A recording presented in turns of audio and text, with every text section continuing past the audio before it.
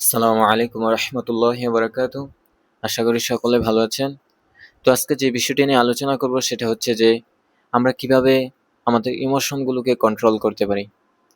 দেখেন, আমরা প্রত্যেকটা মানুষেরই কিছু না কিছু ইমোশন আছে।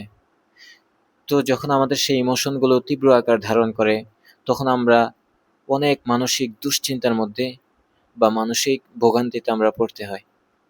তো সেই সময় আমাদের নিজেদেরকে কন্ট্রোল করা কঠিন হয়ে পড়ে। তো এই সময়গুলোতে বিশেষ করে যখন আমাদের ইমোশনগুলো তৈরি হয়, সেই সময় নিজেকে একটু জিজ্ঞাসা করা যে, দেখো, এই বিষয়গুলো আমার সাথে পূর্বেও ঘটেছে। ঘটার পরও আমি নিজেকে ধরে রাখতে পেরেছি এবং আমি পুনরায় উঠে দাঁড়িয়েছি। এবং কি আজকের যে ইমোশনটা, সেই ইমোশনটাও এখন আছে, কিন্তু কয়েক ঘন্টা পরে থাকবে কিনা সেটাও সন্দেহ। অতএব কেন আমি এই ইমোশনের পেছনে দৌড়াচ্ছি, নিজেকে এত দুর্বল ভাবছি এই ইমোশনগুলো চিন্তা করি। এই ইমোশনগুলো আমাদের প্রত্যেকের মধ্যেই আছে। তো আমরা যদি উক্ত চিন্তাটা করি, দেখবেন যে আপনার ইমোশনটা আপনার কন্ট্রোলে চলে আসবে। ভালো থাকবেন।